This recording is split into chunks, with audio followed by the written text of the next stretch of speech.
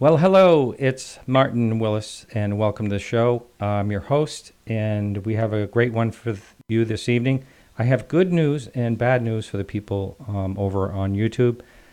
The bad news I'll start out with is that this is not a live show. Excuse me. It's being streamed, but at the regular time, but it is not a live show. It's pre-recorded, and the good news is, maybe good news to some of you anyway, that I will be active in the chat room during the show.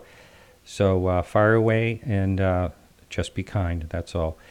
So the guest today is Anthony Lappé, and he is a New York-based showrunner, director, investigative journalist. We're going to be talking tonight about Unidentified Inside America's UFO Investigation, which is coming out really soon on Friday, May 31st. That's 10 to 9 Central Time on the History Channel. And I'm really excited about that. I was lucky enough to be able to watch the screener. I'll talk a little bit about that later. Second part of the show.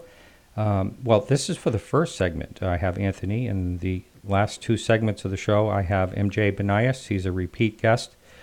He's going to be talking about his new book that has just come out. He's always a lot of fun, entertaining and all. So I do want to thank everyone that helps out with the show. And anyone can do that. Go over to podcastufo.com. You can see the information there. Our blog this week is titled UFOs and Money, and that's by Charles Lear. And that's basically about the money and the concepts of money that is made in this kind of, fringe, you may say, industry of UFOs. So it's very interesting. Great read. Check that out. All right, so we are ready to start with our guest. Welcome to the show, Anthony.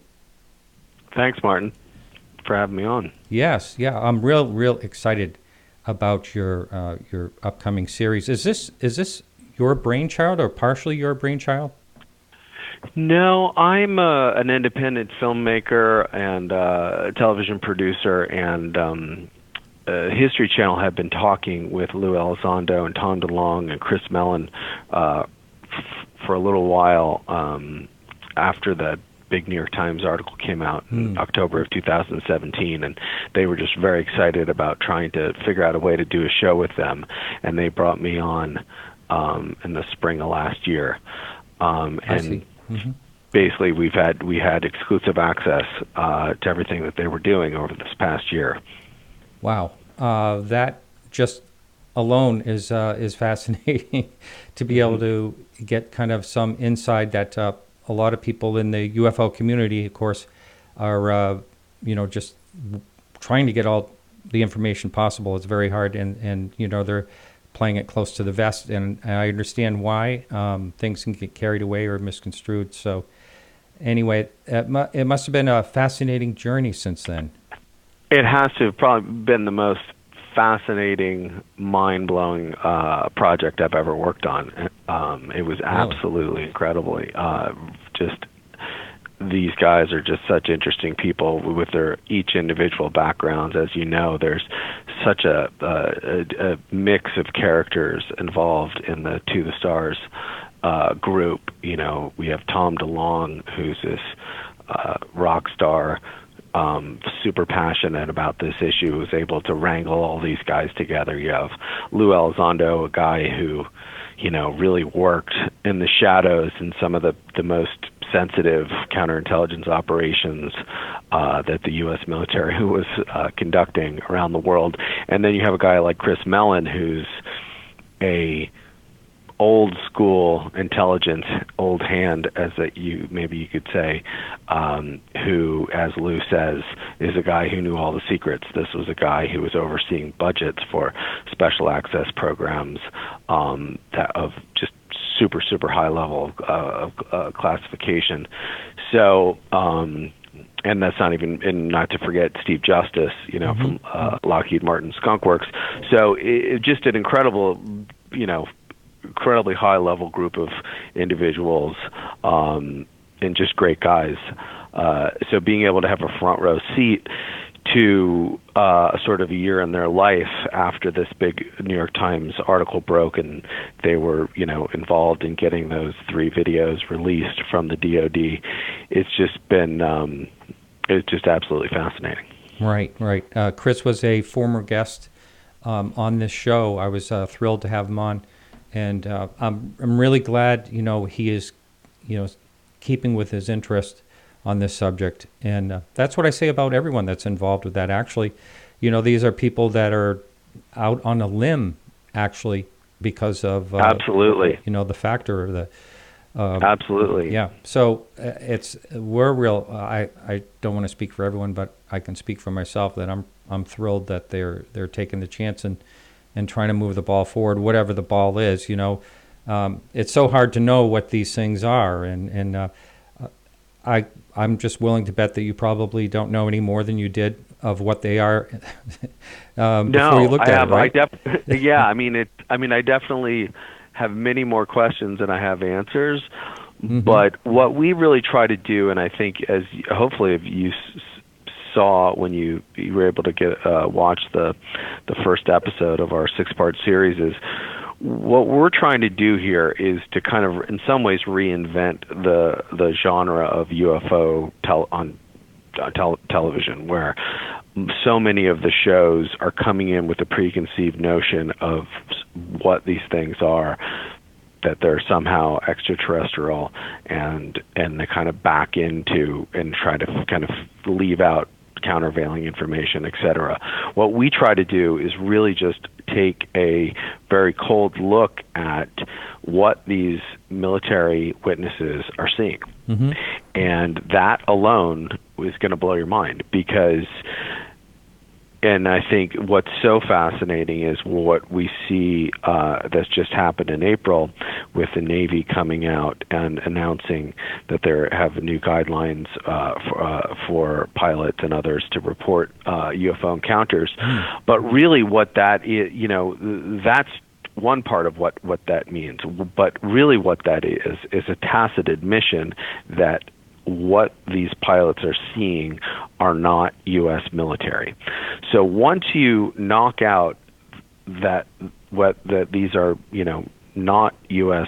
military craft intercepting our own jets, you're left with, only one other plausible explanation, and that is a foreign adversary, or maybe an ally, but more likely an adversary. So, but as we really delve into on the series, that explanation is for anyone who knows anything about propulsion and about the recent advancements in aircraft and where the Russians are and the Chinese are. It's very hard to square that circle. Mm-hmm. So what we really do is look at all those different test cases and try to talk about them in a very investigative way, and really just hear directly from the pilots and the radar technicians and operators and others who are witnessing these things, and really let people make up their own mind about what they could be. Yeah, that's an excellent approach, I believe. We've said many times in the show, if someone tells you they know what it is, then run away.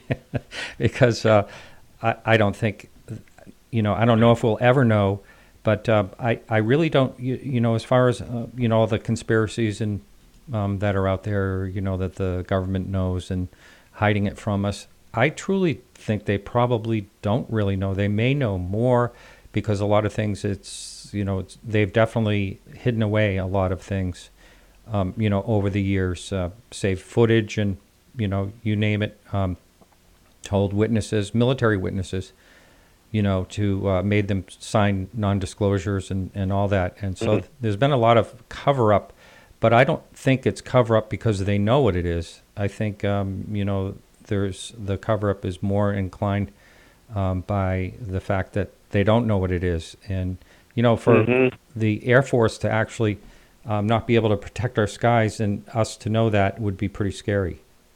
Yeah. Yeah, I think a big thing it actually only reinforced something that I've always said. I'm someone who I've reported on the government for many years, and in particular law enforcement and intelligence agencies. and I think a big thing for people to understand out there is there is no such thing as the U.S. government. There's just in the intelligence world, there's 17 different intelligence agencies, right? There's 5 different branches of the military. So to say that anyone that there is anything like the U.S. government or they know, there is no. It's very difficult to pinpoint. But I do think what we're seeing with this new Navy announcement is, at least as far as the U.S. Navy goes, they don't have answers at hand, and that's the significance of really these 2 major pillars in the whole story of UFOs that have happened over the last year and a half, beginning with the release of the 3 videos in 2017 into 2018, and then this announcement by the Navy that their recent events that are happening that they can't explain, and that they want to create a policy that encourages pilots to report them, because that's a big thing that many of the pilots we talk to, and there's many more pilots. One of the interesting things when you watch our series, you're going to meet and see several pilots, including the pilots who were involved in the other 2 videos that were released by the DoD, and we're going to shed some new light on that incident or incidents, if you will. But a lot of those, but there's many more pilots that I talked to who didn't want to go on air, who confirmed their stories. But one of the things that really struck me was David Fravor's wingman pilot, who spoke to us for the first time. Right. It was a female pilot, as you see in the first episode. One of the things that she told us, and I'm sorry, I can't remember if this is in the episode. It might be in the following episode where we kind of circled back to her.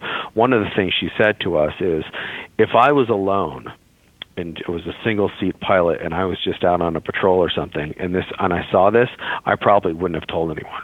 Right. The only reason that they came back and said what had happened was because all 4 of them saw it, the 2 pilots and their weapon systems operators. So that is, and that was the big thing, that is the reason why this wingman pilot and David Fravor are coming forward, is because they want it to be okay to report that. I mean, this was an incident that happened in broad daylight. I mean, that's the other thing that I think is a huge difference for me in the sort of veracity of these stories. These are pilots intercepting things in broad daylight, seeing things. So many things can happen at night, whether that's a weather inversion or reflections or all the other weird things that happen at night. But when you're seeing things up close and personal, during broad daylight on a perfectly clear day over the Pacific, and it's being confirmed by all these different pilots. And here's the other thing that I'm going to tell you that we do in this show, which I can't tell you. I don't want to give too many spoilers away, but we find many civilian witnesses in the same area where the Nimitz incident occurred, who tell of ongoing incidents very similar to the Nimitz incident. Isn't that something? Yeah. Yeah. And the thing that I've always thought, as I've looked at this subject over the years, is that it is so strange that there's reoccurring what they call flaps or whatever. It just makes you wonder why they're in one area. It's a big world to explore. Yes, that is one of the topics that we actually get into. It's a really good point.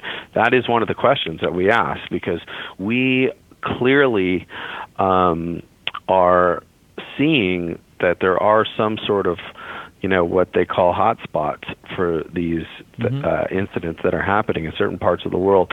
And as I believe you see in episode 1, ATIP even created a map in 2009 that we reveal that shows just a very small smattering of plot points on a global map where the military had reported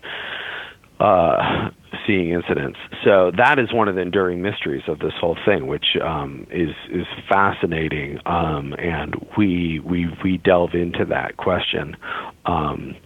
Again, probably raising more questions than we have answers, but we definitely are.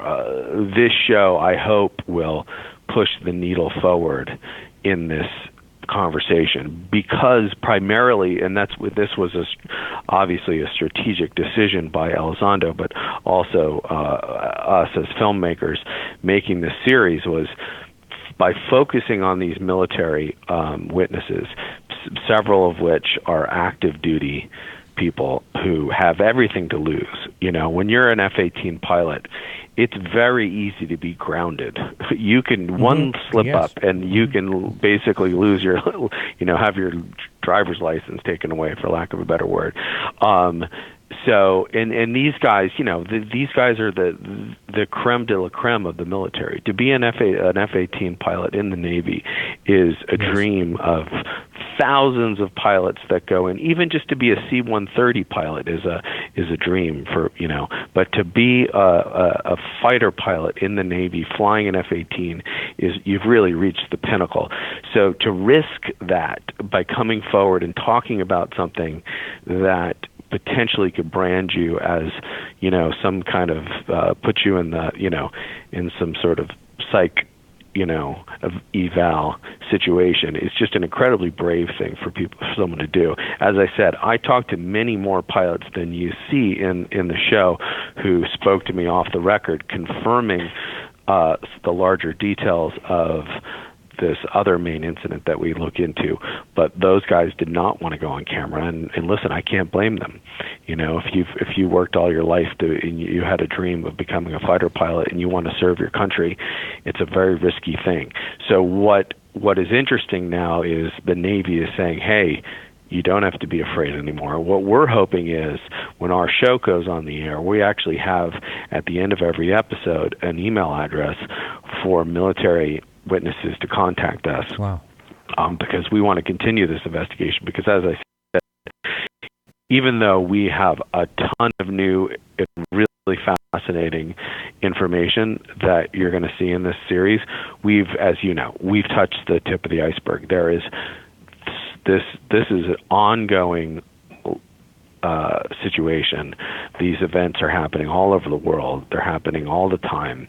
They may be increasing. We don't know that for sure, but there are people who say they are.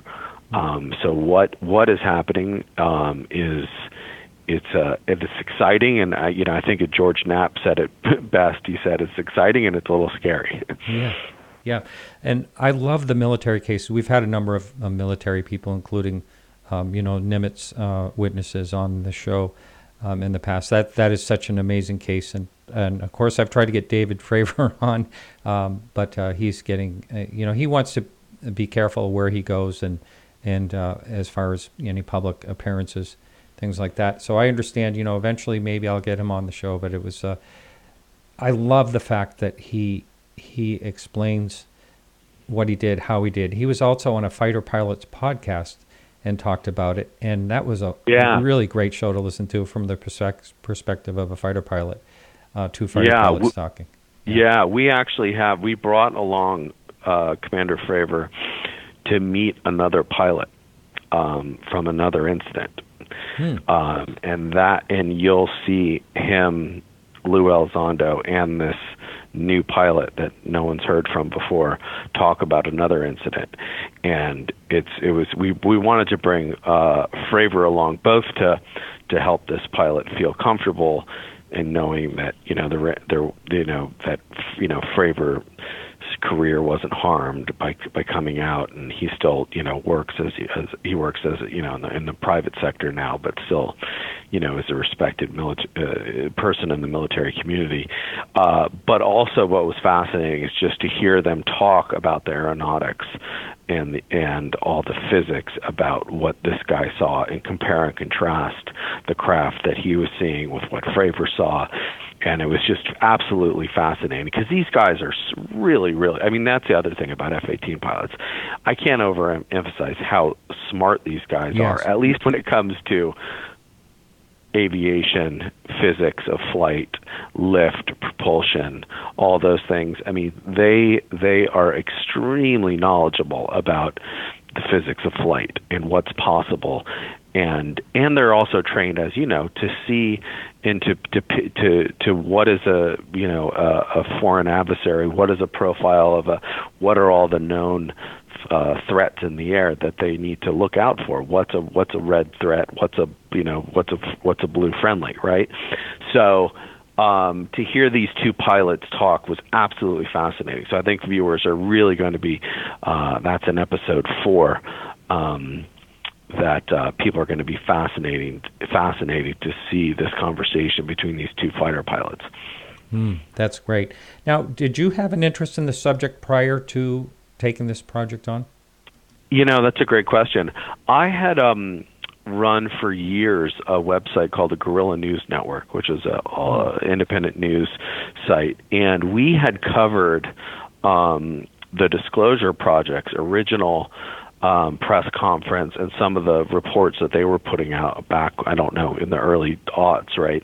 So it was always something that I had been interested in, and had read up a decent amount, but was by no means an expert, and really had no opinion either way, other than being really intrigued by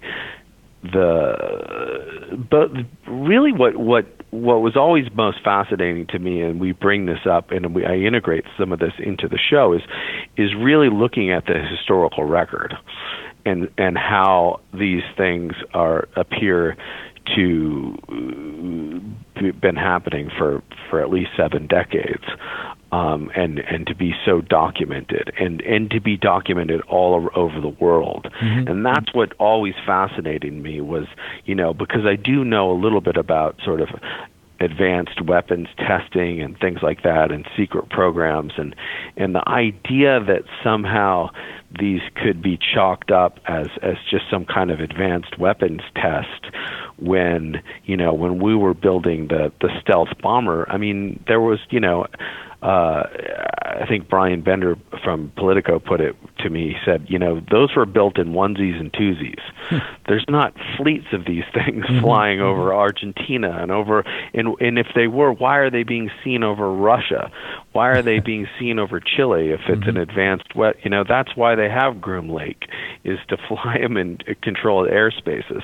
Right. So all those things never really added up to me. And I'm a person who I'm highly skeptical of any source, but I also believe fundamentally that people do not put themselves out in positions that can harm their reputation without a good reason.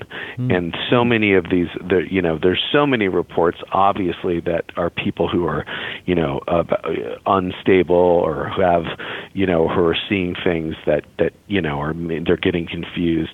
But there's so many more reports over the years from UFO, just everyday people seeing UFOs, where clearly these are people, for instance, law enforcement officers who are out on the road all the time, and sheriffs. And we actually we have a military veteran that we interview who was a sheriff for 7 years of a county in the Midwest. I mean, these are people who have no reason to be coming out and saying and writing up reports and filing them to their, about things. So I've always been a populist in that sense, of that I do fundamentally believe that most people are telling the truth, even though maybe they're deluded, about what they're seeing, or confused or something. That most people are not just, coming up and making up stories to make a buck. Obviously, that happens in this world because there is,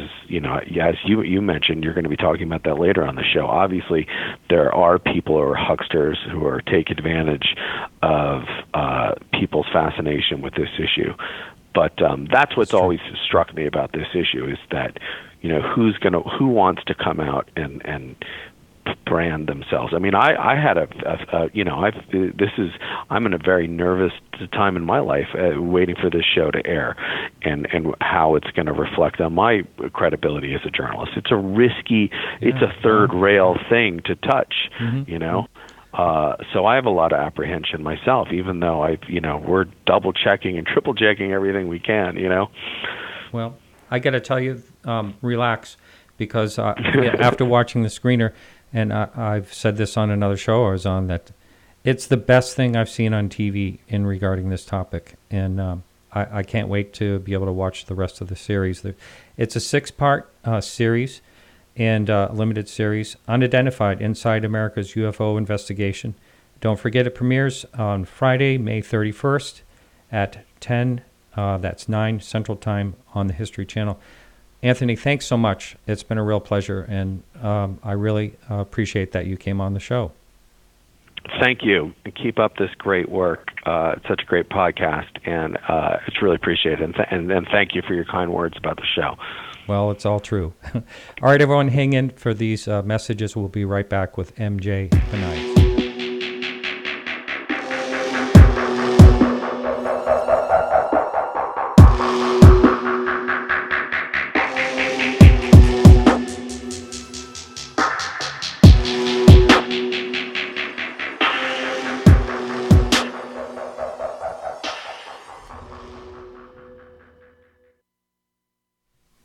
All right, welcome back. And like I said, my guest is MJ Banias. He's the author of The UFO People, A Curious Culture. And I can't wait to talk to him about that.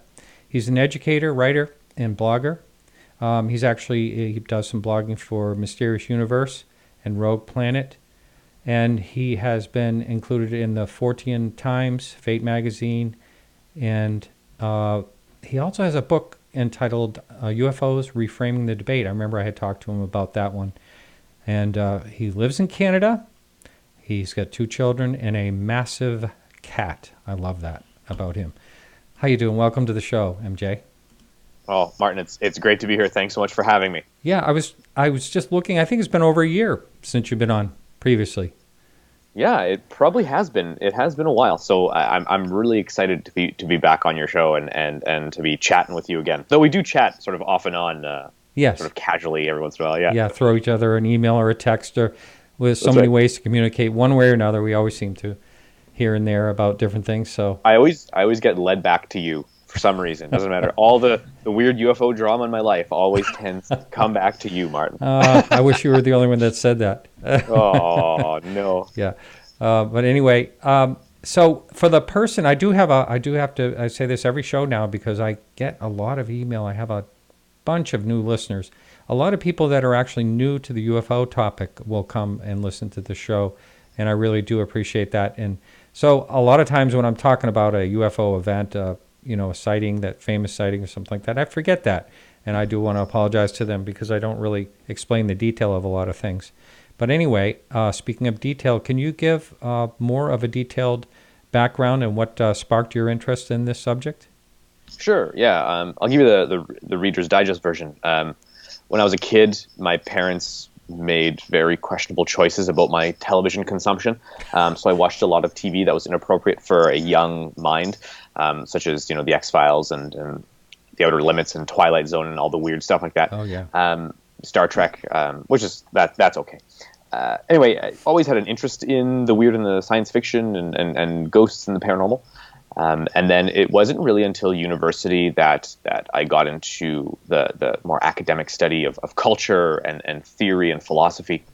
And sort of I met various individuals in a paranormal group, and then Chris Rutkowski, who's a local UFO writer in my city. And we sort of became fast friends. He sort of said, you should look at this UFO thing a little more. He kind of shoved me into this world of UFOs. And I've been hooked ever since. Studying sort of the UFO discourse and the narrative and the phenomenon has been sort of very interesting for me. And I became a MUFON field investigator for a few years just to kind of get my feet wet and really kind of see how UFO investigation works. Got into some research, started a blog, Terra Obscura, which has been amazing. And it's sort of culminated into a book, which you mentioned in the intro. And here I am. I don't know. It's been 6 years now, 5-6 years in this UFO world. And it's been a blast, that's for sure. Yeah. Yeah, I say the same thing. Just the people that I've met along the way, is really actually, it might sound corny, but it's really enriched my life. I've really felt things are, my life is better just through all the interesting people I've met. It's a great mystery that we're all looking at. And there's a lot of really intelligent people trying to figure this thing out, whatever it is, and it makes it very rewarding. I really enjoy it a lot. And it's been, wow, it's going to be 8 years coming up in this November. So I'm pretty happy about that. Yeah. That I've been doing the show, yeah. Yeah, your show, I mean, your show is, it's like a movement. You know what I mean? I found, like, when I first got into UFOs, I had nowhere to go. And I'll be honest, the podcast UFO was one of the first ones I found on, like, my Apple thing. And yeah, I've been listening to it and keeping track and just kind of popping on every once in a while and listening to, a bunch of episodes, and then coming back a few months later, listening to a bunch of episodes because on my drives to work, right? Catching up on all your episodes. So I'll be honest, for all of the new people out in the UFO world, podcast UFO is a good place to be because it's a good, sensical and sensible look at UFOs. It's not sort of crazy talk, which is nice. Well, thank you. Crazy talk does well, though. I mean, it's very popular, unfortunately, yeah. But anyway, I do appreciate that a lot. And, I did pick that name. I know I had spoken to someone, a web person, and I said, I want to do a podcast on UFOs. What's the best way to get the best traffic? And he said, name it podcast, or name it UFO podcast, I guess. The URL was not available, so podcast UFO was. Yeah. And that's how I named the show. It's pretty funny. But you found it right away, and it does get a lot of traffic. So. Oh, yeah, you punch in UFO, it's like the first thing that pops up. Yeah. It's great. Yeah. So it worked. So your blog, your website, how long ago did you start that? It would have been, well, I think I've been writing it now for about 5, maybe 4.5, 5 years. I've been writing that. I think so. It would have been 20. I don't know what would have been. What year is it now? 2019. So it would have been 2015ish, I guess, or 2016. I would have started doing blog posts and doing more research into that. Maybe longer. I'll be honest. Like, the time is so weird, right? You forget something that happened a year ago feels like it happened a few weeks ago. So yeah, I think 2015, 2016 is when my blog started. No, 2015 is when my blog started. And that's really when my research began for the book. I had no idea I was writing a book at that point. That's usually how it works, right? Yeah. But it's been 5 years now, I think, which has been crazy. I joined MUFON shortly after that, and that was 2016. I joined MUFON and became a field investigator, and I did that for a couple of years. So I left. Nope, I'm telling a lie. I must have joined MUFON in 2015. And I did 2.5 years, or roughly 3 years of investigations. And then I left due to sort of political reasons. I think we all remember that sort of dark, weird road MUFON went down there for a bit with some of its, with its state director, or one of its state directors, rather. So I left because of that. A little bit of an exodus. I think so. I think a lot of people kind of felt that move. But it's interesting because I wrote a book about the UFO subculture and the community of people. So it's interesting that this acted almost as a catalyst for some people to sort of say, you know what, I can't be with this organization anymore due to political reasons. And it only kind of goes to show that the UFO phenomenon and the UFO discourse and the people who engage in UFO conversations sort of are political people. There's a lot of politics involved in the study of UFOs. So, and race politics is one of them, that's for sure. And case in point, right, when that whole event occurred, you had a lot of people just simply say, I can't be involved anymore because of, the way this was handled. And yeah, it's a shame that it happened, but it is what it is, right? Yeah. And there's been a few other things happening with MUFON in the last few months. I'm sure you've noticed that too, or saw that. Yeah. So yeah, and some people say, oh, it's just a disgruntled administrator, but there may be more to it. I don't know. I really don't like to get involved too much in the negative side of things going on in the politics of UFOs, but it's there. I do want to tell the listener something. I watch your YouTube channel, and it's just your name, basically, right, to get to the channel? Yeah, just punch it in.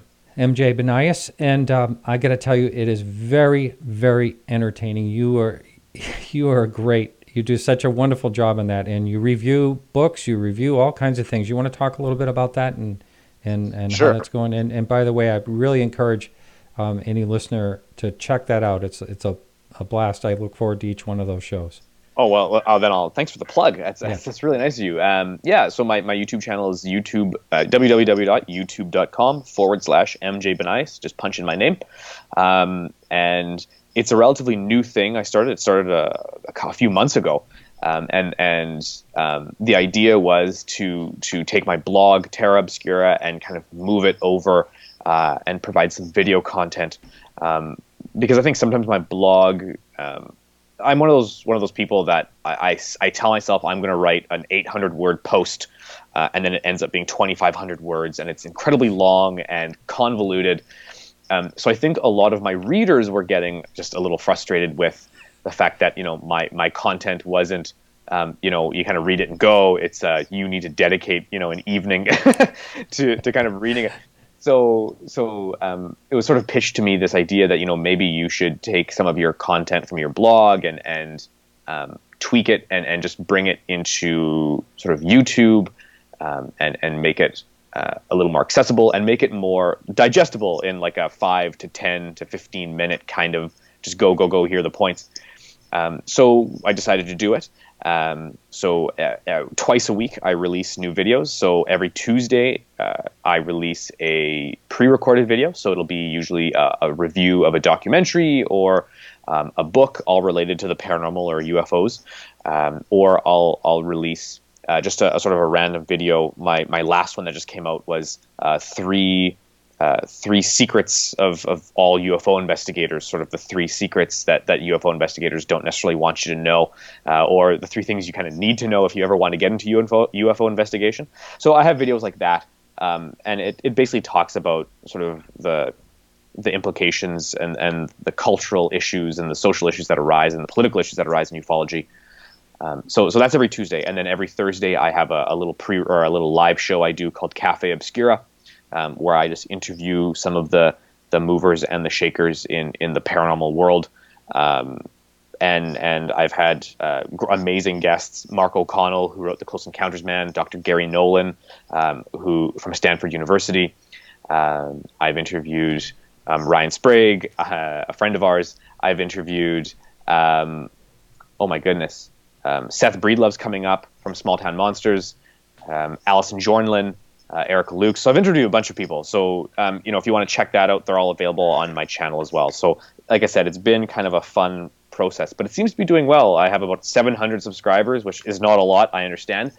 But it's been a few months and it's growing steadily. So if you're interested, click subscribe, as they always say, right? Yeah. Down below. Yeah. No, it takes a long time this channel's been up for 4 years. It takes a long time to build up, an audience, and you just keep what you're doing, because what you're doing is really good, and you will watch that. It will grow. I guarantee that.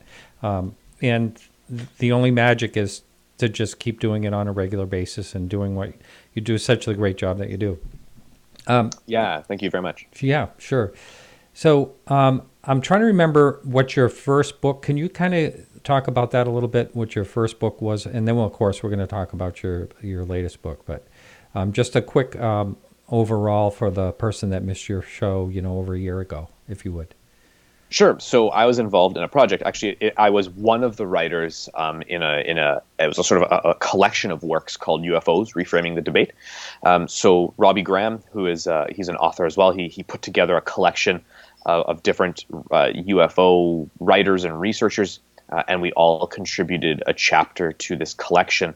And the best way to explain UFOs: Reframing the Debate is I think the best way is worded right on the back of the book. It's a cold, hard slap to the face of ufology, and it's kind of looking at the phenomenon and the people and the conversation about UFOs in a different way. So examining it from different angles, talking about some of the more maybe cultural or political aspects of the phenomenon, starting to move away from a lot of the ideology that exists. So, believing in aliens or believing in reptilians and blue avians or whatever, starting to kind of deconstruct those beliefs and really questioning why we believe those things and moving on to sort of where ufology needs to go. So that was sort of the purpose of that book. And my particular chapter had to do with economics and what would happen to like our economic systems if it was proven that there was some sort of intelligent other out there, not necessarily aliens, but what if there was some other intelligence? Would we see a sort of shaking down of our political and economic systems? What would happen to our society and our culture if it turned out that there was some sort of intelligence out there using UFOs or flying UFOs or whatever in our skies? So that was the first book, or the first sort of big project that I was involved in with Robbie Graham in reframing the debate. Mm-hmm. Mm-hmm. Again, we'll talk about your latest book, of course, but I do want to talk about the last segment that was before you. I had the same person you interviewed, Anthony Lappé, Mm-hmm. and I really don't know if I pronounced that correctly. I feel like it is. I feel like that's right. Okay, yeah. So anyway, I know that you have watched the same thing that I watched, and I just wanted to get your feedback. I thought it was great, and of course I mentioned that in the first part of the show, and I wanted to hear what you thought overall of that. Yeah. We're talking about Unidentified, right? Yeah, I'm sorry. Yes, of course we will give no spoilers to the listener because it's coming out real soon. Yeah, that's thanks for reminding me, because I would have just started like, this is what happens. Yeah, it's like Game of Thrones, right? You can't go on Facebook without seeing what happened. Yeah. And I haven't seen it yet, so let's just be cool. Yeah. So they're all dead. Yeah. Oh God, damn it. Not really. No. So Unidentified was very well done. I had the opportunity to interview Anthony Lappé myself a few days ago, actually, over the phone. I'm writing an article about the TV show for Mysterious Universe. I'm doing a sort of a first look and review. So he sat down with me for about 20 minutes on the phone. And I have to be honest, I thought the episode itself was great, but talking to him, and I'm sure your previous segment with him, you get such a better understanding of the behind the scenes stuff that built that show. They mention it once in the episode itself, but you find out that, and Anthony probably talks about this, you find out like they were with them for a year, following them around, sort of doing the work for this program. So it's been a year in production almost, and the detail and the information they provide is awesome. And the show isn't a typical UFO show, Right. Like they don't say the word alien once in the first episode. They might kind of mention it in further episodes, or someone else will mention it, like a witness or whatever. But it's like the word alien like really never comes up, which is really refreshing. They don't talk about extraterrestrials. They don't talk about interdimensional beings. They don't talk about anything like that. They just simply talk about UFOs as we ought to talk about them. It's a sort of, UFOs exist, but we don't know anything about them apart from the fact that they behave in ways that sort of violate our current understanding of how things ought to move in the air or in the water, or in space, I suppose. So it's such a good show because it's so grounded. It's not going down weird roads, and you're not talking about really, like, you're not talking about alien human hybrids or anything, you know what I mean? Like, there's no reptilians mentioned. It's wonderful. It's just sort of a down to earth show that's very journalistic in nature. which is why I really enjoyed it. I'm really looking forward to all 6 episodes, just to kind of see where they go with this. Well, I really do hope they expose the fact that reptilians are among us. Eventually they should come out with that. Yeah. Well, yeah, they live in Antarctica, right? Don't they? Isn't that where all? Yeah, of course. Yeah, and with Hitler's secret base up there, he's still alive. Right. Yeah. That's right. That's all good. Yeah. Yeah. So, what is it like in Canada as far as? We never really talked about that before. I know Chris. I've talked to him a few times. Met him out at a conference, and great guy. Does a really nice job.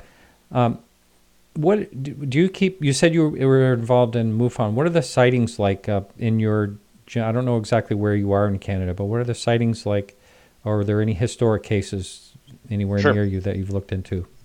Yeah, I live in Winnipeg, in the same city Chris does, so right smack dab in the middle of the continent. So I would say our landmark case in at least near me is the Falcon Lake UFO encounter, which was with Michalak, and he was a prospector, an amateur prospector who was out in Falcon Lake, which is a sort of it's sort of like a resort kind of beach area, I guess you could say. It's like a provincial, or I guess it's a federal.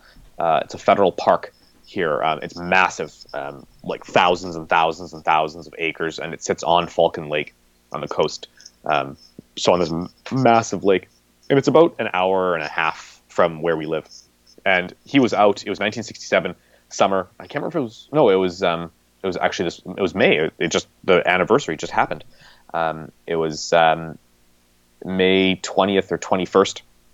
He was out prospecting, and this strange sort of object descends down in front of him. This sort of saucer-like craft, and there's this open door, and he thinks it's some strange American aircraft or something. So he goes in and he yells inside, asks, and he literally says, hey Yanks, do you need any help, or something to that effect. And then the most famous part of the case is this thing suddenly kind of turns, and he gets blasted with this hot gas that emits out the side of this UFO, and then it takes off. And he has these burn marks. And if you Google the Falcon Lake UFO case, you'll see a picture of him in a hospital with these odd burn marks. They're these sort of spots, right? In this grid shape.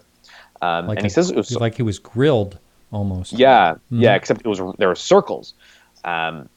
So they're not sort of like almost like grill lines. They're these odd round dots, and they're in a perfect sort of pattern. And anyway, the reason why this case, the Falcon Lake case, is so great, and I've done one of my actually YouTube episodes was reviewing the book Chris wrote. But it's such a good case because there's so much documentation for it. There's more documentation for this case than there is for Roswell, for example. The Roswell case is a landmark case in ufology, but the vast majority of the paperwork for that case comes from sort of secondhand witnesses or people who heard stuff. So you have reams and reams of documentation for Roswell, but really primary documentation, there's very little, if anything. Whereas in this case, Blue Book investigated it. Michalak got so sick that he had to go to the Mayo Clinic in Minneapolis, and the doctors there had no idea what was wrong with him. They basically said he got burned, he had radiation burns, and he was suffering from radiation sickness and poisoning. But how does a prospector out in the middle of nowhere suddenly get exposed to that much radiation to the point where it burns him and he gets sort of repeatedly ill? Chris has a piece of silver that was melted onto sort of this rock that this thing landed in, kind of between a crevice, and it's highly radioactive even to this day. Wow. He keeps it in his office in these sort of glass containers, and he says they're protecting him from the radiation, but I have to be honest, every time I meet him, he seems a little crazier. So maybe it's kind of... Well, I think you need lead for that, don't you? Rotting his brain. Yeah, who knows? Yeah. Anyway, it's interesting because we were talking in his office, and it's on YouTube where he pulls this thing out, and he says, "Oh, here you go, you should check this out," and he hands me this piece of metal. I'm like, "Oh, what's this?" And he's like, "Oh, it's a piece of silver that melted from a UFO, and it's highly radioactive." And I mean, I'm just like, well, I guess we're not having kids anymore. That's it. It's over, But it's such a great case because you had the police investigate it, you had Air Force, you had military, various government agencies, We have testing results from a lot of the equipment he was wearing that got burned.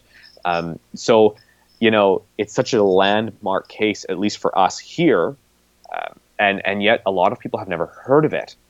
But it's incredibly compelling. It's more compelling than Roswell, in my opinion, because of the documentation, and because ultimately documents don't lie, right? The Mayo Clinic paperwork that this guy had after he got sick is not telling any lies, right? The doctors say this is what he had, and that's what he had. So it's an amazing case, but that would be hours for sure. Wow. Now we just got like a minute and a half here before we go to break. But did people try to consider that, debunkers say that was a hoax, and if so, what did they say they thought happened? Yeah, the common one was he burned himself on a barbecue. That was the common, right? He purposefully either he got drunk and he fell on a barbecue, or he took a grill and he burned himself purposefully with it, or he burned himself accidentally and then turned it into something that it wasn't. Wow.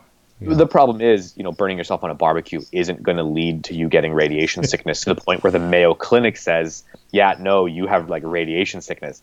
Yeah. So I'm not sure how the skeptics and the debunkers kind of got away with that one, but yeah. Yeah, that's a pretty funny one, actually. But interesting. So, and did he live for a long time after that? Mm-hmm. Yeah, he did. He lived for I think another 30 years or so. I mean, he lived well into his 80s, but he got recurringly ill. So those scars and those burns would resurface every few years. So he would get this big inflamed mark where he got burned on his side. And he would become quite ill for several weeks, and then it would go away. And then he would be fine for a year or two, and then it would flare up again. And again, that's all documented. So, we have the paperwork on that too. So that was a pretty bad barbecue burn, I guess. Yeah. Wow. Yeah. All right. Well, it's time for us to go to break. So hang in there, everyone. We'll be right back right after these messages.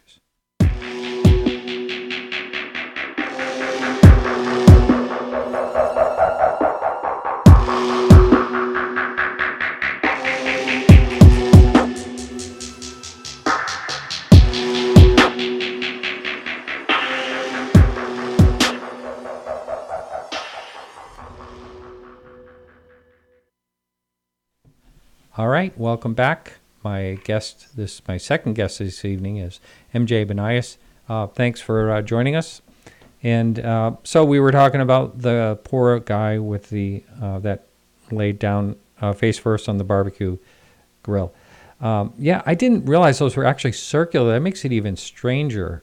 I have seen the pictures, the black and white pictures of him, with those burns. But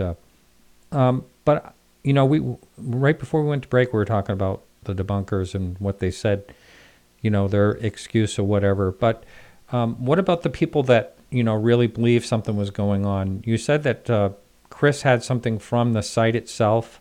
So people were, and it was investigated by Project Blue Book. What about any Canadian organizations as far as investigating? Do you know anything about that?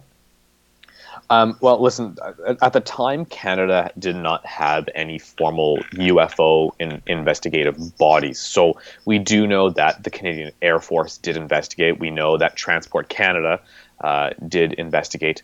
But again, as well as the RCMP, which is sort of equivalent to the FBI. Mm-hmm. So we do know that the Canadian government did have sort of multiple agencies look at this case. But a lot of them made, the similar conclusions that it was nothing.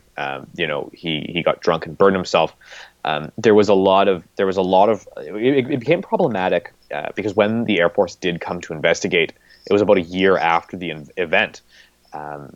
And he couldn't remember exactly where it all occurred. So he sort of took these Air Force guys on a bit of a, I don't want to use the term wild goose chase, but he was trying to get back to the site. But we need to understand there's no roads to this site.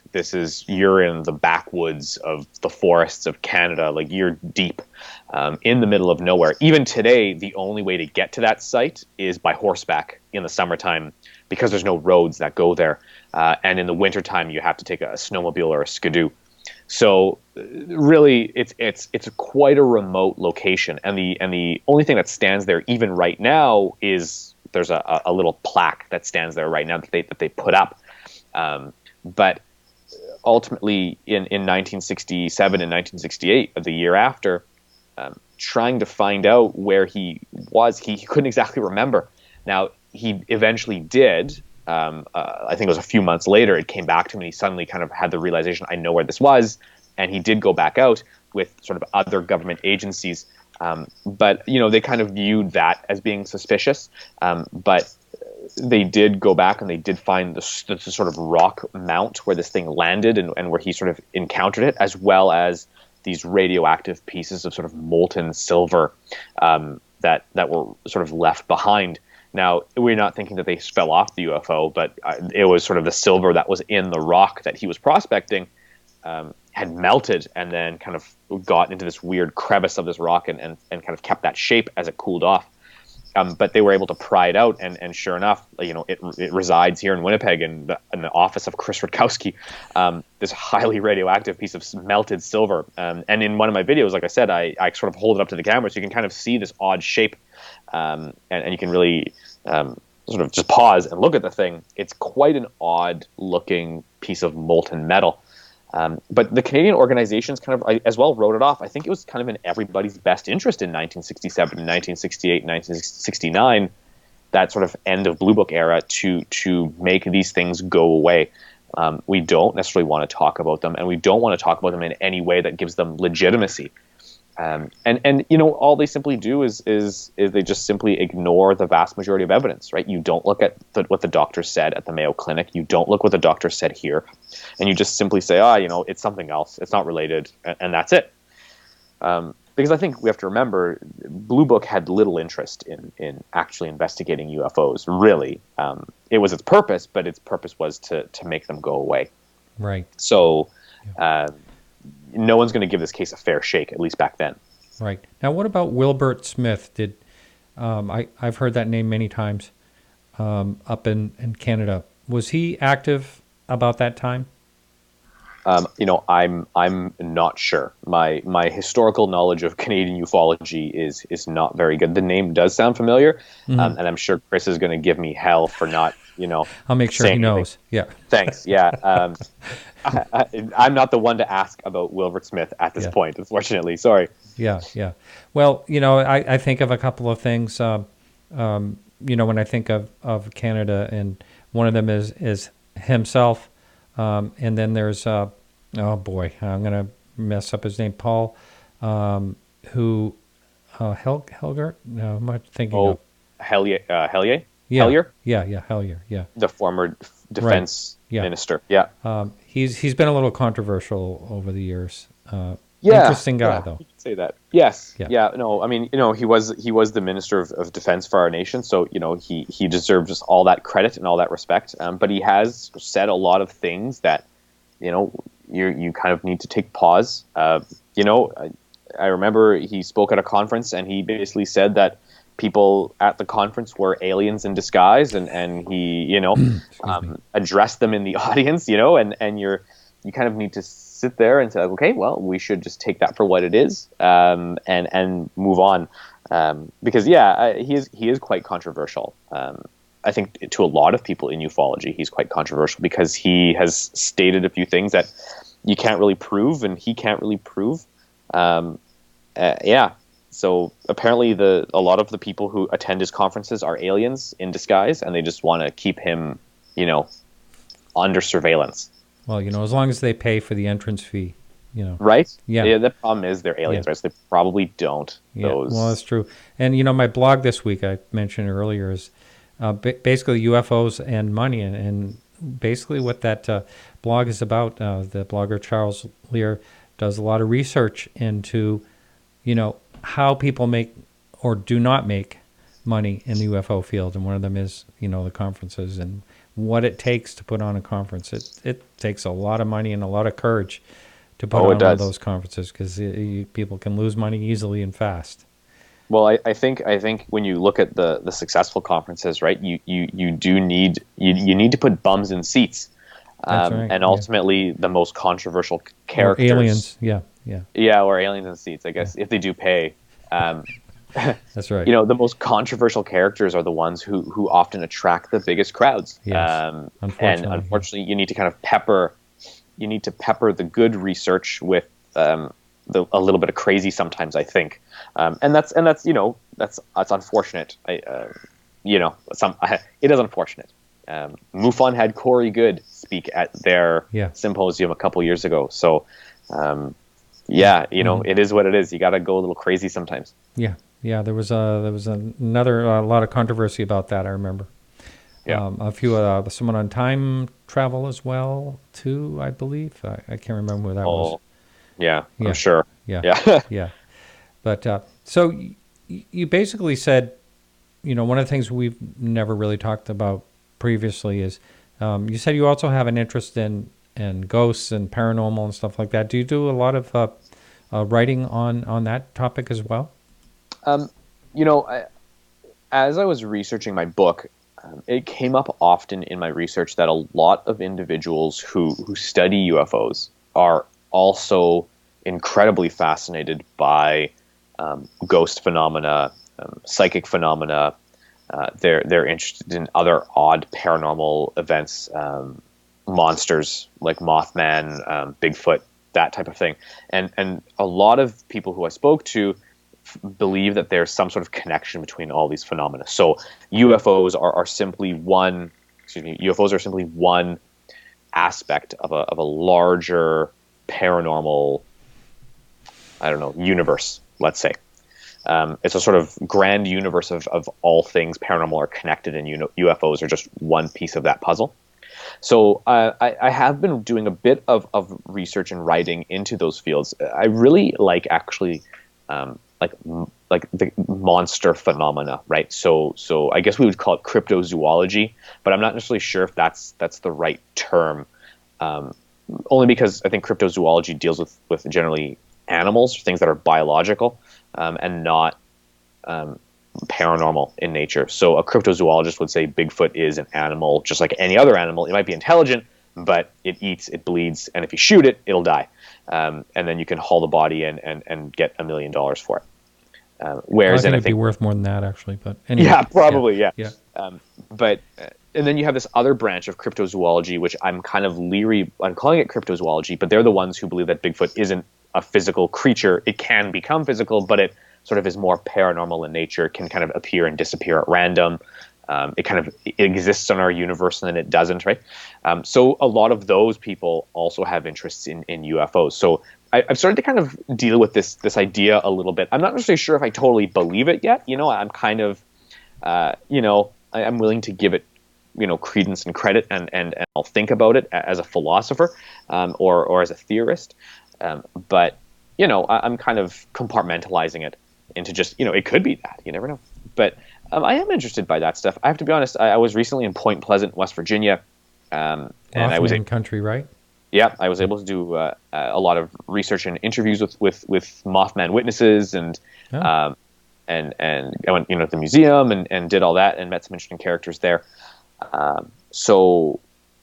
It's quite an interesting little piece of sort of UFO history as well, because John Keel really went in there and Ray Barker as well earlier, but talked about how there was a lot of UFO sightings connected with the Mothman case, and you had a lot of strange poltergeist activity and other sightings of other strange beings in the vicinity.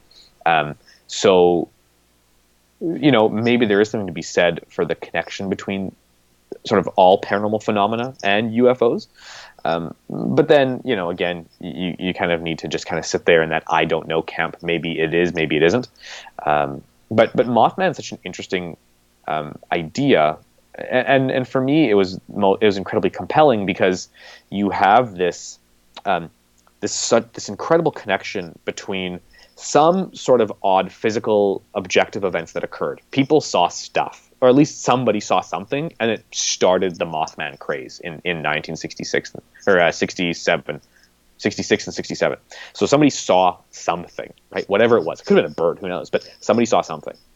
But now you when you go to Point Pleasant, Mothman is everywhere. It's part of the fabric of that community. Kind of like Roswell in a way. It's identical. Yeah, it's identical. They have a Mothman festival, and it brings in like something like 20 or 30,000 people come to that festival. So imagine this tiny little town, which is basically 3 streets, has a population of like 1,200 people, or something like that. Like, it's tiny. And then suddenly you jam like 30,000 people into it for a weekend. Apparently it's pandemonium, but apparently it's unbelievably amazing as well. So I do want to go. Stay off the bridge. Yeah, stay off the bridge. Yeah, especially. But you have this mix of mythology and reality forming, right? Some objective event occurred, and now you have this incredible myth that's built around the Mothman, and you're not sure where reality and mythology where it all begins and where it all ends, right? So it's become one sort of cohesive thing, and it's such an interesting place to visit. Like, if you've never been to Point Pleasant and you're in West Virginia, you should go check it out. Because, I got to go to the old TNT factories. I went there at night, walked around there at night, just kind of looking, like doing crazy stuff that I'm normally not able to do. So it was thoroughly enjoyable to have that fun. Unfortunately, I didn't see Mothman, but you get the feeling that sort of there's this reality for these people who live there that kind of keeps Mothman alive. And maybe that's what people see. Maybe it's people's kind of just need to have Mothman be part of the town that makes Mothman real, whatever that means. I know there were some sightings purportedly in Chicago in the last few years.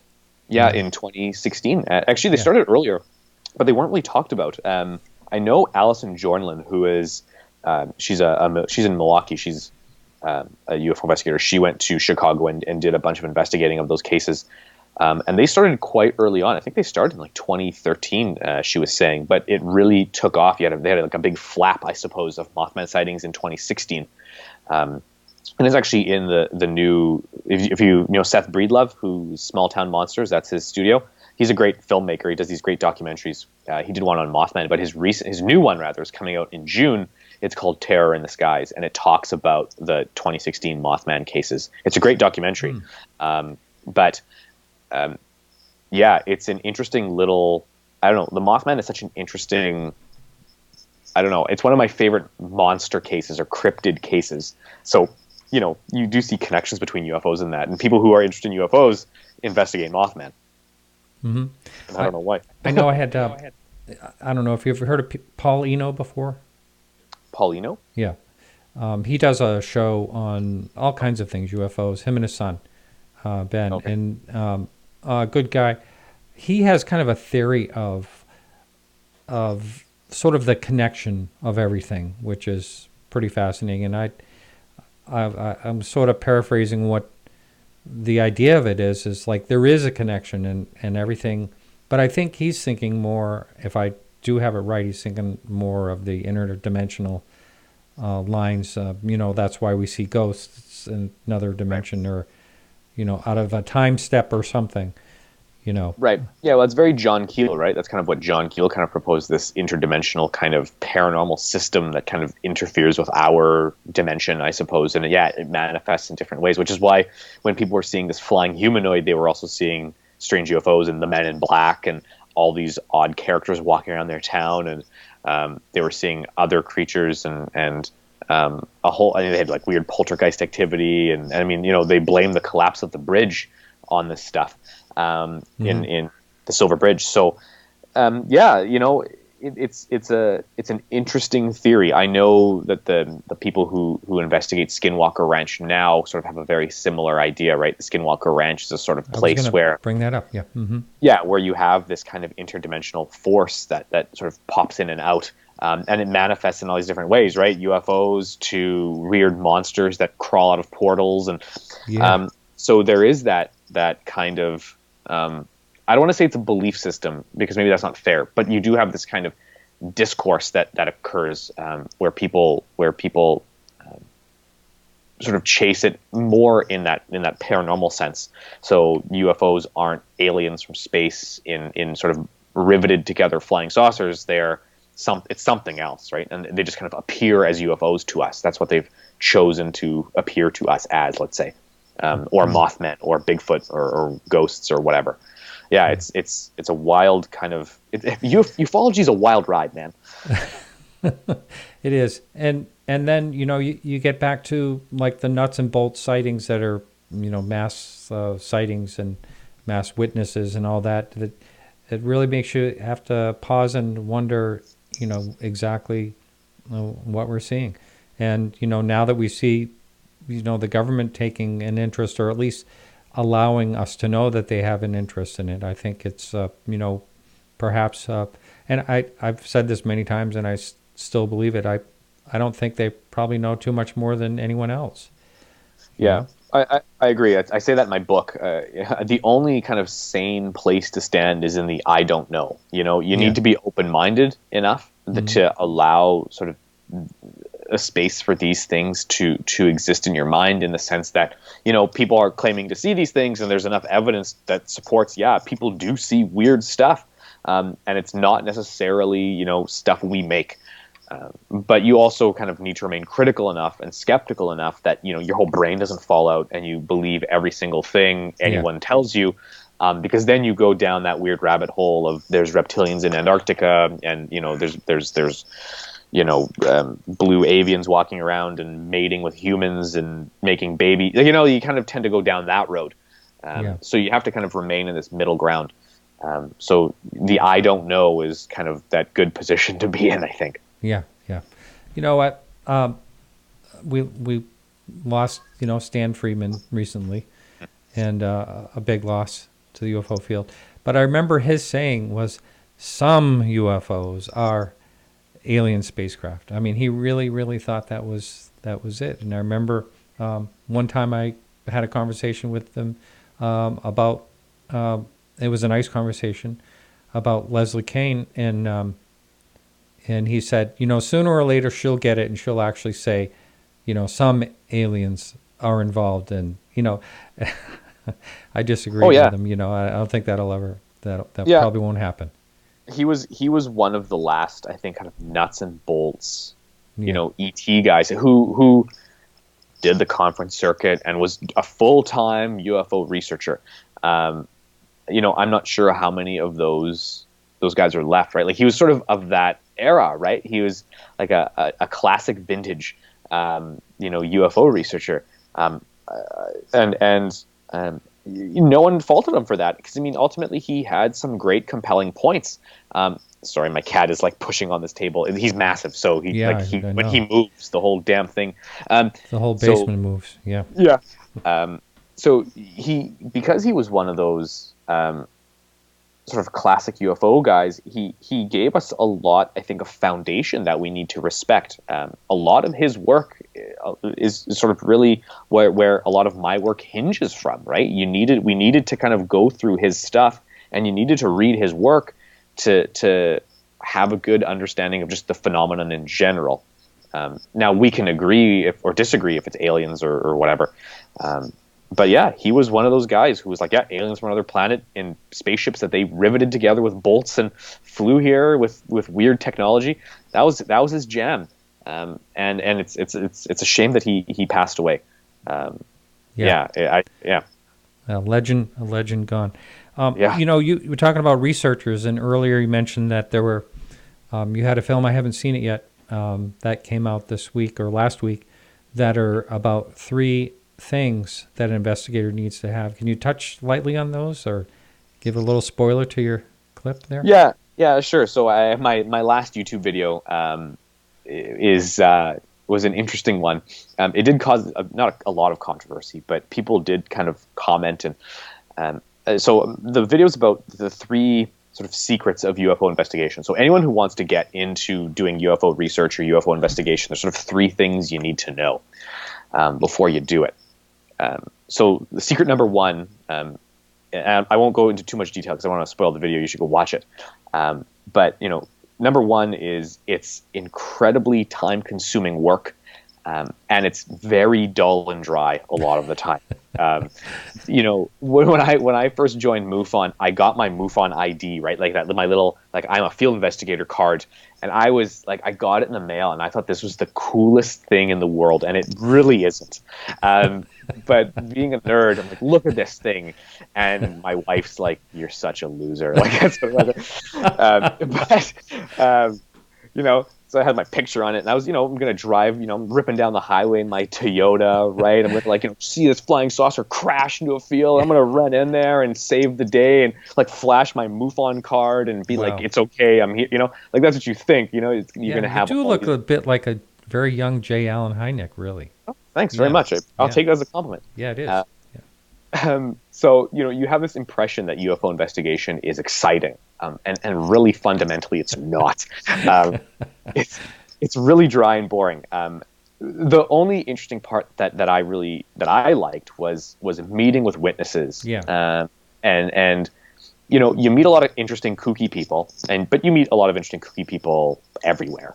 Yeah. So that's not weird. It's when you meet the people who impress you incredibly, because they're the most down to earth individuals you've ever met in your life, like salt of the earth, and they simply sit there and say, like, I don't know what the hell I just experienced or saw, and this is what I saw. I don't know what it was, but this is what I saw. And then they just kind of just tell you, and they don't talk about aliens. They don't talk about interdimensional beings. They're not engaged in the UFO story whatsoever. They don't read about it.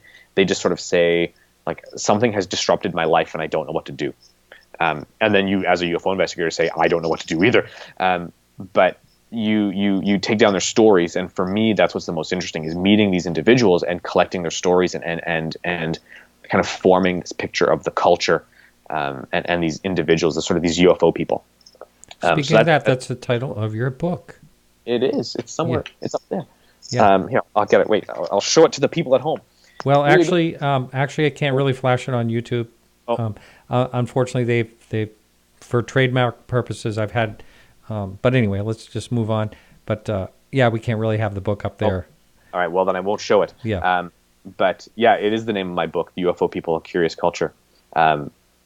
We'll get to that in a second, because I'll quickly go through 2 and 3 of that video, okay.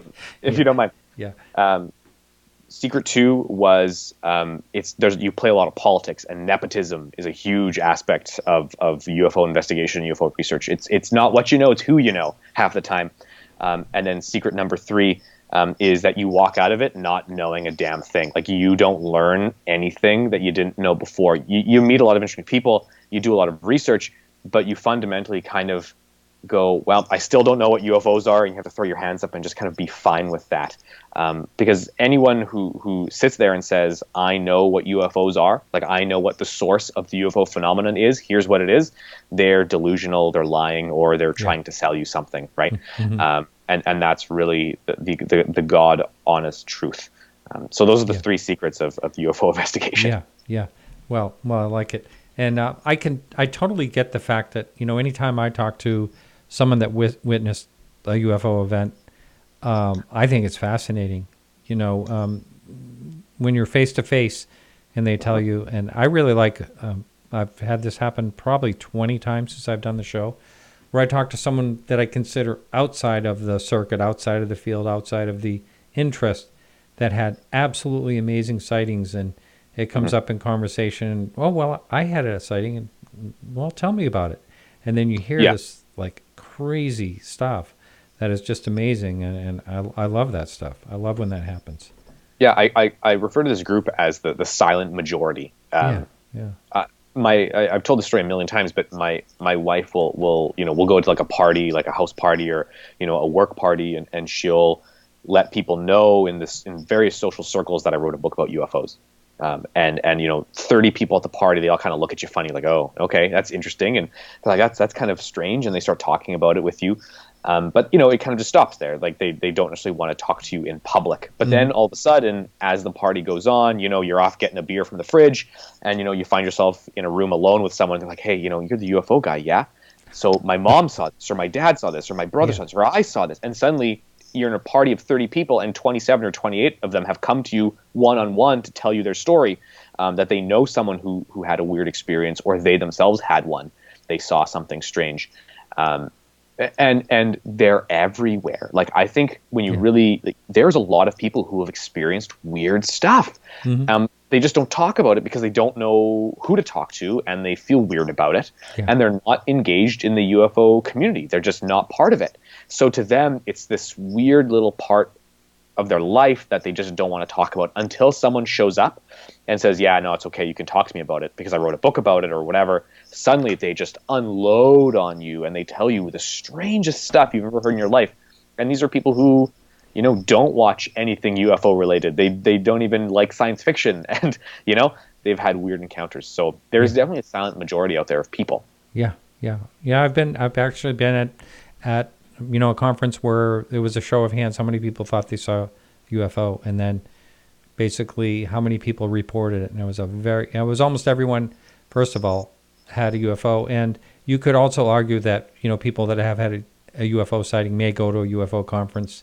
You know, that's probably related. But also just the fact that so few people report it, and a lot. You know what I just thought of? I told you not to show your book, but go ahead and show it. And, you know, the reason why is on this video behind you is a whole bunch of books, and you can see the cover of some of them. And just, you know, the reason I mentioned that is because I did get bumped off of YouTube for a short while because of I was having book covers as part of the thumbnail, and that's why they bumped me off. But go ahead, grab your book behind you and show it. Yeah, I don't think they'll have a problem with this one. I'm also not going to sue you because it's my book, so don't worry. Okay, we have that on tape. Yeah. There's the So book there for you the go. people on YouTube, UFO People. Yeah. So you can find it on Amazon, Barnes & Noble, Book Depository, anywhere books are sold, basically, you can find it. So you just Google the UFO People, and there you go. Is that Jay Allen on the cover? It sure is, yeah. Wow. I really thought it was neat. you at first. Wow. Yeah. This is the famous Piedmont, Missouri photograph, which was taken by Ted Phillips in 1973. And actually, that's where I got the idea for the book title. So if you can't sort of see it, I'll kind of bring it closer. It says, "Welcome, UFO People." When Hynek went down to Piedmont to investigate a UFO flap, the motel put up that on the billboard there, "Welcome, UFO People," on their sign. So Ted Phillips, who was with him, and Ted Phillips was quite young then, snapped the photo of J. Allen Hynek standing in front of the sign. And I was lucky enough to chat with Ted's wife, and unfortunately Ted is quite ill, so he wasn't able to talk to me, but his wife said that he thought the book was a great idea, and his picture should obviously sort of, he thought it should grace the cover of the book, so he gave me permission. So there's a big thank you in there to them for allowing me to use that picture. But it's a classic, but it really encapsulates, I think, what the book's about, which is people who chase this phenomenon. You know, if you're interested in UFOs and you research them, you hunt them, or you investigate them, or you've encountered them, the book is really about that community of people, those individuals who are compelled for some reason to chase things that, you know, should not exist according to mainstream culture. So it's an interesting read. A lot of people have given me a lot of positive feedback about it. So you know, it's been a relative success for a book. So I'm very happy about it. Can you give some more detail on some of the things you explore in that? Sure. There's the book kind of covers various segments of sort of the UFO population, I suppose. I deal with a handful of experiencers and their UFO sightings and their encounters, I suppose, which is interesting for experiences. But I think the most interesting part of the book was when I was able to meet with some of the more controversial and interesting people in the UFO community. Richard Doty gave me his time. Really? Wow. Yeah, and we spoke at length. He told me his side of the story, and we for the new listener that has no idea who Richard Doty is, and Paul Bennewitz and all that. Go ahead. Yeah. Yeah. very briefly, the 1980s, there was an interesting encounter. A man named Paul Bennewitz, who lived near Kirtland Air Force Base, was picking up some odd signals on some sort of radio system he had set up, and he was investigated by the Air Force Office of Special Investigations, and Richard Doty was the agent, or one of the agents rather, who was sent to investigate Bennewitz. They realized he was listening to basically an early sort of satellite, I guess it was like a satellite communication system that used lasers to communicate with satellites, early satellites anyway. And they realized that Paul Bennewitz was already kind of a little connected with the UFO thing. They told him it was aliens, and he believed it. And he and Doty started sort of this relationship. And Doty will say they were friends, and I don't necessarily I don't disbelieve him. I think they were, but he kind of kept feeding him this story that aliens were around, and Kirtland Air Force Base was involved, and there was an underground base, I think, in somewhere in New Mexico, Dulce, New Mexico, and Paul Bennewitz sort of at one point had a nervous breakdown because of all this, and since that moment, and since sort of the admission by another gentleman named William Moore, who was another UFO researcher who was sort of working with Doty. And anyway, it's a big historical schmozzle that I can't really get into. But Richard Doty kind of was painted as the villain of ufology.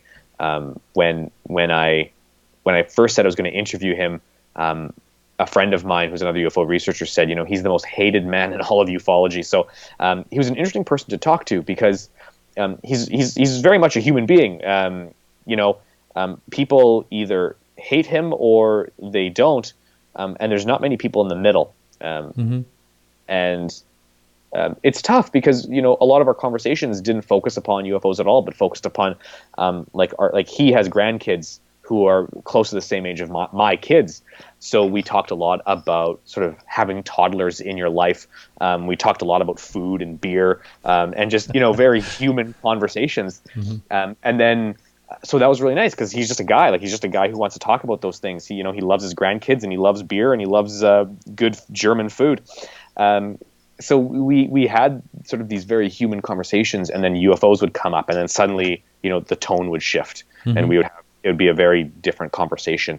All of that, the nice, warm kind of human Richard Doty would sort of go away, and now you could tell that we're kind of now in this weird realm of UFOs, and he's very protective because obviously, of what he's been painted to be, and partially through his fault and maybe not his fault as well, kind of a mix of both. Rick Doty was an interesting guy to talk to about UFOs, and there's some interesting kind of, I don't want to say new information, but weird information in the book about him that I don't think anyone's kind of ever seen or read before. Hopefully kind of people pick it up if they're interested in that story. I got to interview Christopher Green, Dr. Before Christopher we move Green. on from that, I just wanted to mention something. I have thought about having Richard on the show. I didn't know if it would make people angry or not.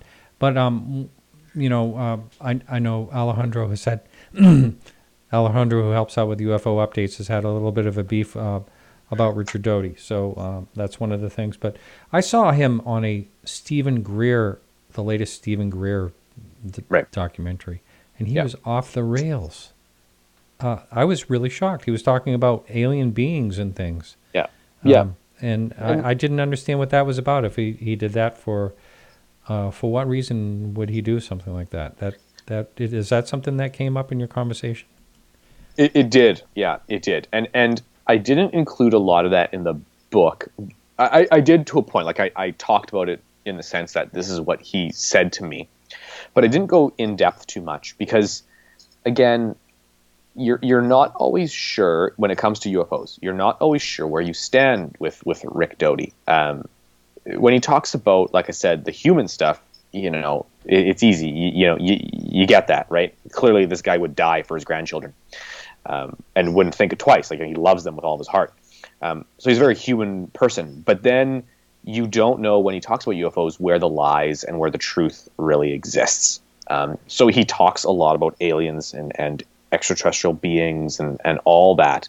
Very kind of Linda Moulton Howe kind of, EBEs from like Zeta Reticuli and the whole project like Serpo thing. Like there's like he kind of goes into all that.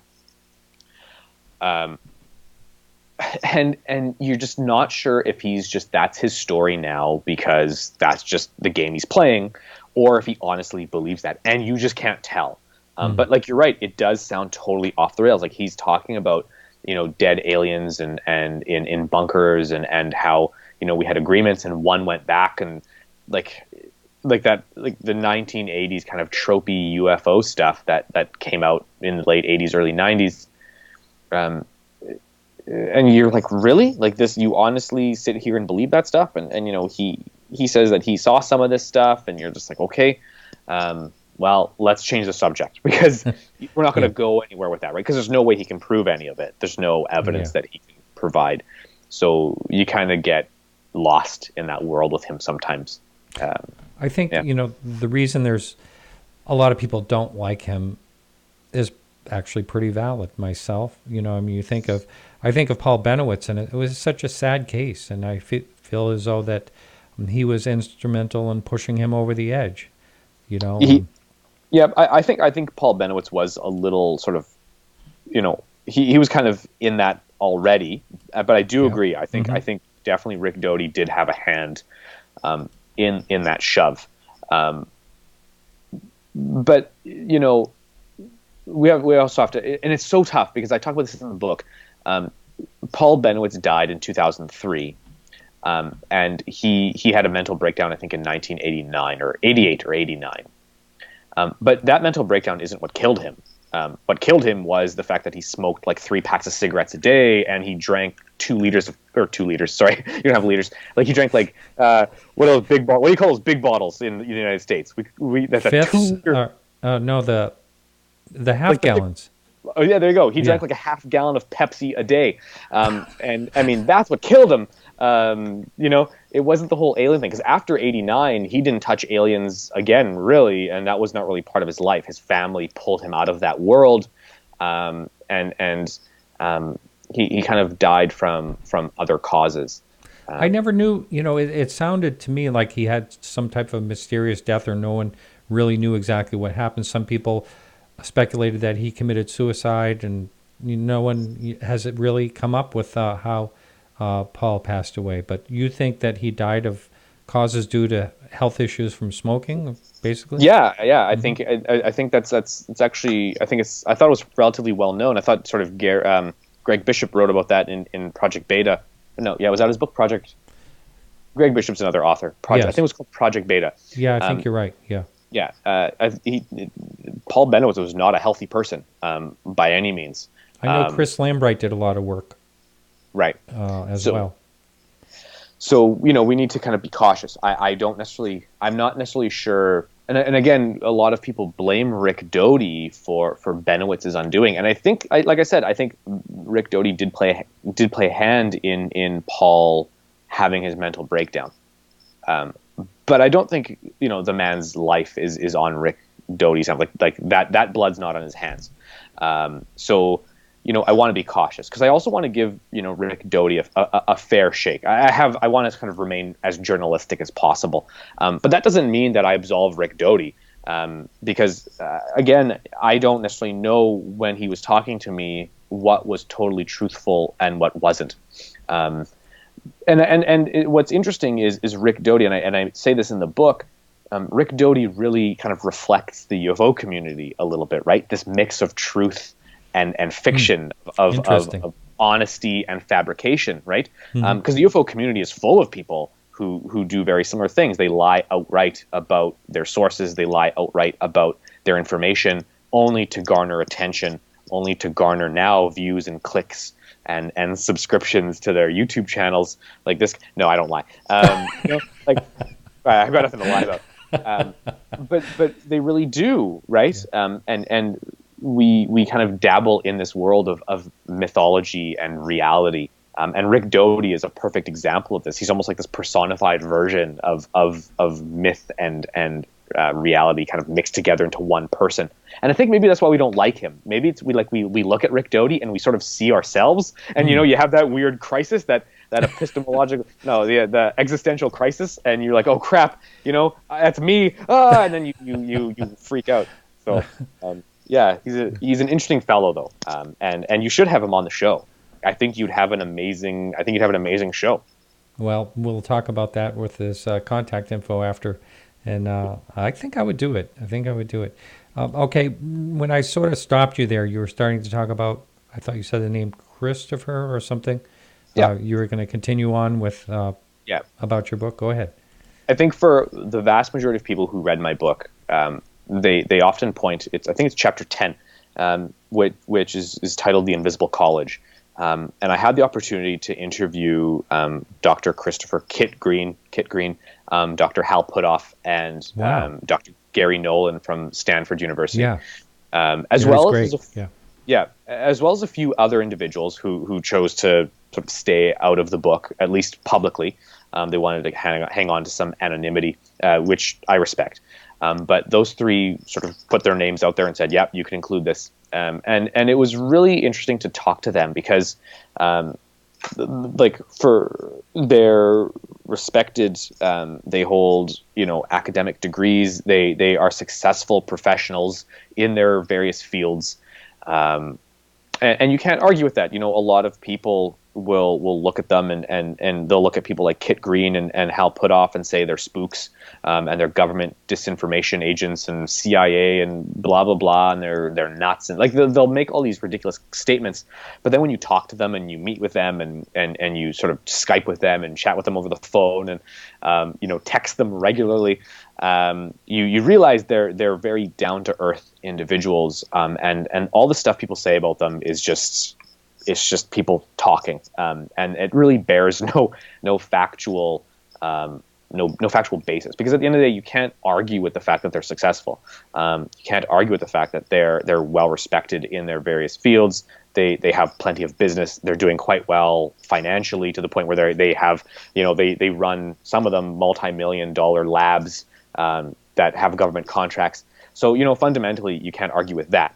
And they live in an interesting world because they sort of sit in this kind of not elevated, but this kind of other realm of the UFO people, because they have contacts in U.S. intelligence or military intelligence. They have contacts in private industry, Lockheed Martin, Sandia Labs, whatever. They have kind of these contacts with these people and these groups and these players who no one really knows. They don't attend conferences. They don't give lectures at UFO conferences, but they're incredibly interested in the UFO phenomenon for various reasons, whether it's financial reasons, spiritual reasons, just personal interest because they had an experience themselves. So I got to meet or I got to chat with these individuals, like I said, these three guys, and some others, but it was wildly fascinating, and the chapter is so interesting to read because it paints a great picture of the work they're doing and how they're using their science and their science backgrounds, as well as their contacts, to study UFOs. One thing though that's incredibly clear is they play their hands incredibly close to their chest. They're not really interested in attending UFO conferences and sharing that information in the way sort of the UFO community disseminates information, right? They go for peer review and an academic process and a scientific process. But it's a great chapter because it, like I said, it kind of paints what their work is focused on right now and what they're up to, and their various studies, and some of it blows your mind because you sit there and you read it and you go like, how is this real? Because mainstream culture says none of this stuff exists. Yet you have incredibly talented scientists and thinkers actively engaged in studying UFOs, privately and quietly, invisibly. So I give you a bit of a sneak peek in the book, as much as they would let me anyway, which I think is interesting anyway. Yeah. Well, I've said many times on the show, and what is it going to take to have science take this seriously? And it is really, refreshing to hear that, some people in science do take this seriously and, beyond just a mild interest and put their reputations on the line, basically. And I think that only breeds more. In other words, the more people are seen doing this, people in their field, the more people may take the chance and follow suit. And who knows, we may get some type of answer. I personally don't know if we'll ever know an answer. I've said this a couple of times on past shows, but I watched a great, I can't even remember what it was. I think it might have been on YouTube or something, but it was a documentary about UFOs in the 50s, sometime in the 1950s. And there was an old guy, and it was in black and white, and there was an old guy wearing a derby, and he said, I just hope in my lifetime I'm going to know what these things are. And I think about, wow, that guy's been probably gone, 40 years or something like that.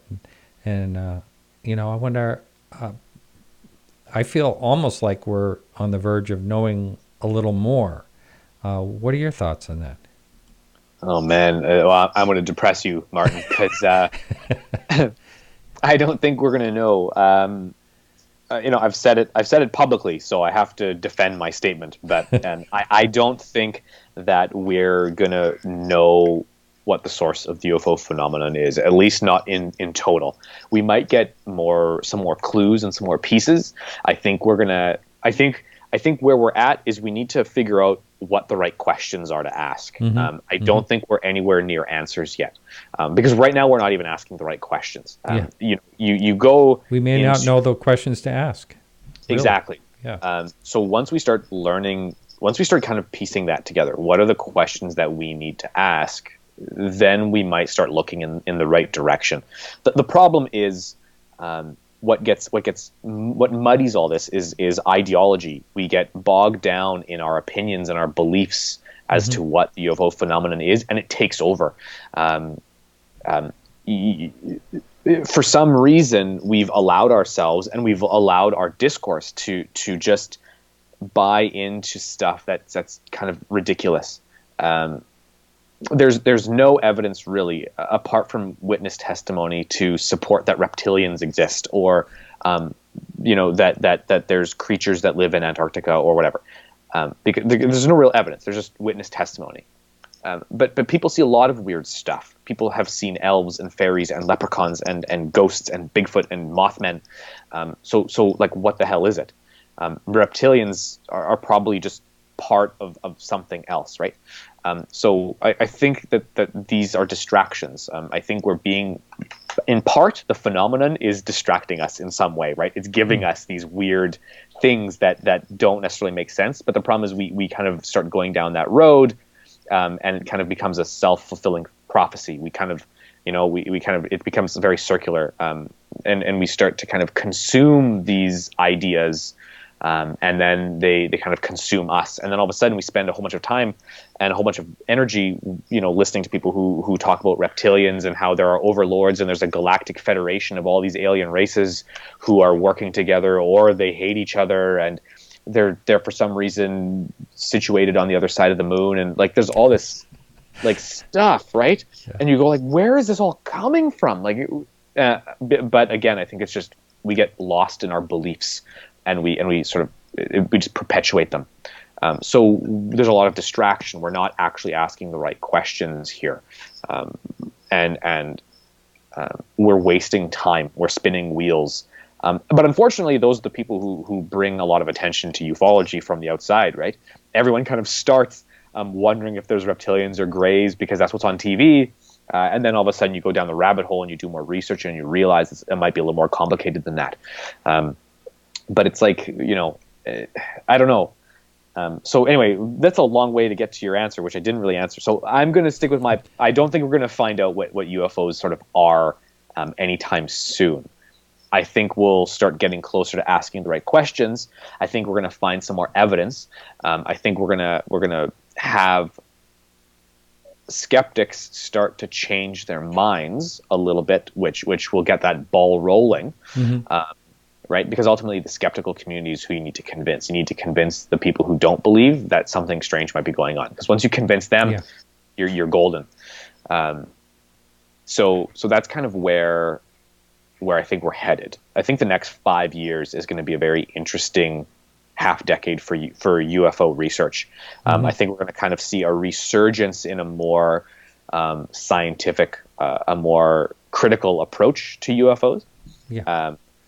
And I think what we're going to start to maybe see dissipate slowly, at least kind of become less popular, is that kind of more sort of wild, weird aspect of ufology. I think we're going to kind of, I think groups like the Scientific Coalition for Ufology, Yes. and To the Stars to a point, and this whole unidentified series and all that, I think it's going to kind of start elevating the discourse a little bit.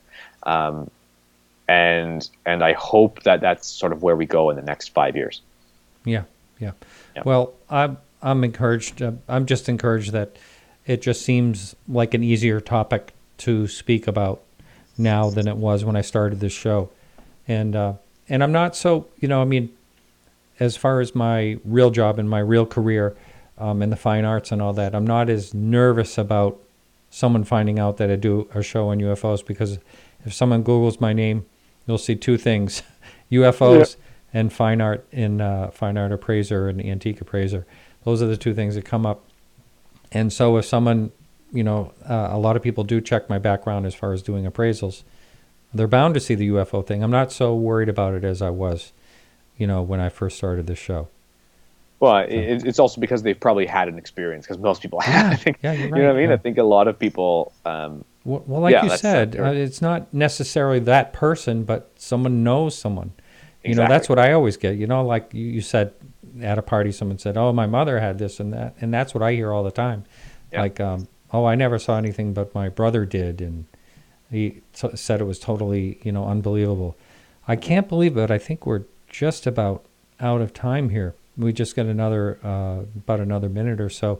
So go ahead, if you would, and tell people where to find you, your blog, and your books and all that. Sweet. Yeah, thanks very much. So the best way to find me is just Google. But I do have a website, mjbanias.com, and you just go there, and it just basically links to places where you can buy the book. It links to my YouTube channel. It links to my blog. So it's all available on mjbanias.com. But my blog is Terra Obscura, and that's www.terraobscura.net. And then my YouTube channel is just MJ Benaiah. You can just go to youtube.com/MJ Benaiah, and you'll see my picture there.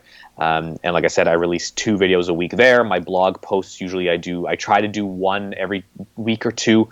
And then I also write for Mysterious Universe, so you can see my articles there as well. So yeah, I'm kind of all over. I mean, Google is the best. Just Google MJ Benaiah, and you'll find me. I'm all over social media as well. So feel free to shoot me a message. I love getting emails from people.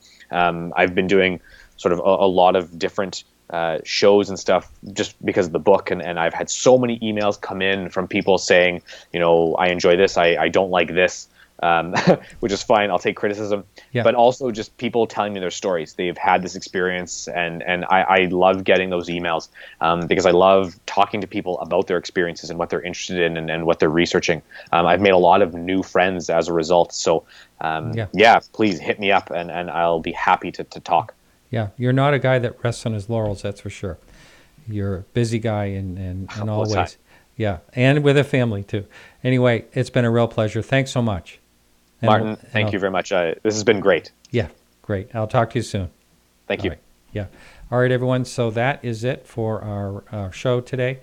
And we are going to be coming back next week, as always. And I want to thank everyone that helps out with the show, and anyone can help out. And, yes, I want to mention next week, I have a great show with a guy that has written on UFOs. He's a university professor, Dr. Michael Masters. He'll be on next week. So everyone, again, thanks so much. And remember to keep your eyes to the sky.